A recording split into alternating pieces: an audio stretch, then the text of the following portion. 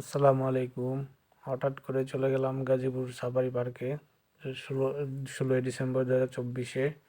তো দেখলাম, এর আগে দুইবার গিয়েছিলাম। তো এবার গিয়েছিলাম যে দেখলাম তাদের ইয়াটা কি, এই কি অবস্থা আছে তাদের, যেহেতু সরকার পরিবর্তন হয়েছে। তো যায় তাই আমি অবাক।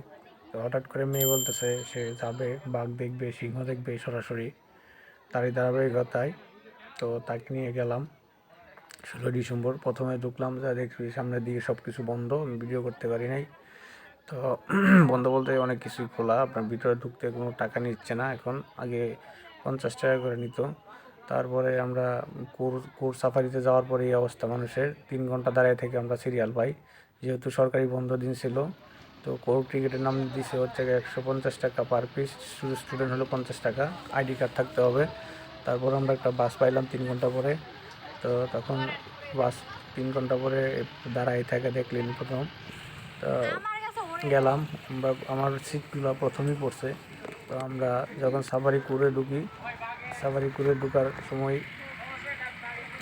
ছোটো জন্তু থেকে সব কিছু ইয়া থাকে।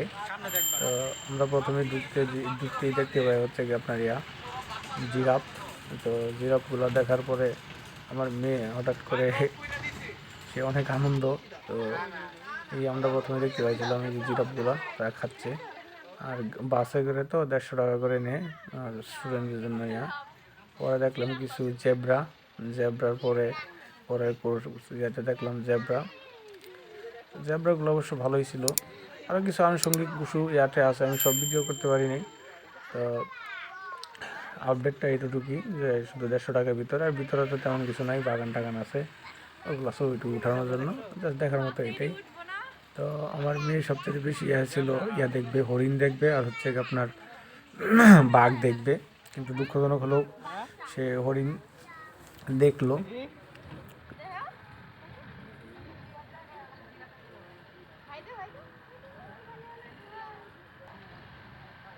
তো আমরা শেষ করে, হরিণের খামার শেষ করে, সে বানর দেখলাম রাস্তার মধ্যেই আছে। তারপরে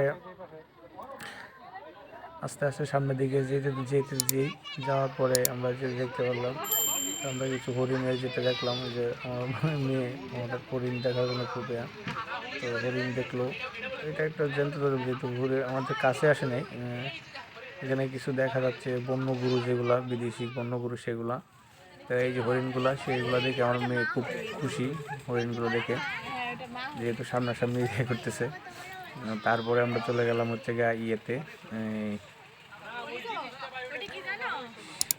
ভাল্লুকের এখানে। ভাল্লুকও আমাদের রাস্তার মধ্যে ছিল না, সে ঘুমাচ্ছে এরকম বলছিল। তো কালো ভাল্লুক, তো কালো ভাল্লুক আমরা পাইনি। আমরা কালো ভাল্লুকের তাদের টানেলে ঢুকতেছি, গেটগুলো খুলতেছে বাসে। তো আমরা আসলে ওখানে কালো পাই নাই। তারপরে আমরা চলে গেলাম হচ্ছে সিংহর যে সাফারি আছে, সেই সিংহ সাফারিতে আমরা এটাই একটা একটু পাইছি যে সিংহগুলা আমরা একদম গাড়ির কাছে পাইছি।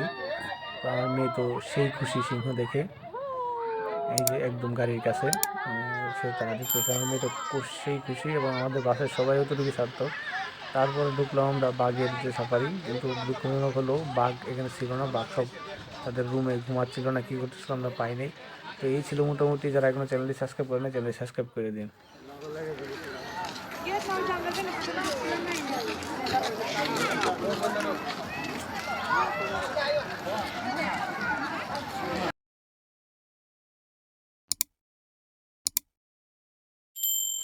তো আমি মনে করি যদি আপনারা যান তাহলে বর্তমানের জগতে আপনারা ছুটির দিন সরকারি